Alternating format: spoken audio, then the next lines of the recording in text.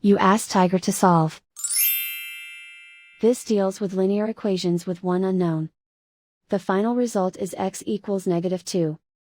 Let's solve it step by step. Simplify the expression. Expand the parentheses. Simplify the arithmetic. Group all constants on the right side of the equation. Subtract 20 from both sides.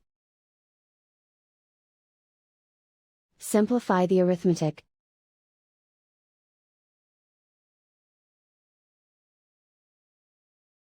Isolate the x. Divide both sides by 4.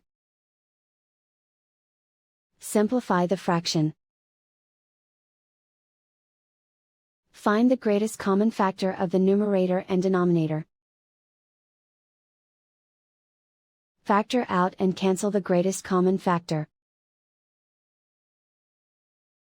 And so the final result is x equals -2.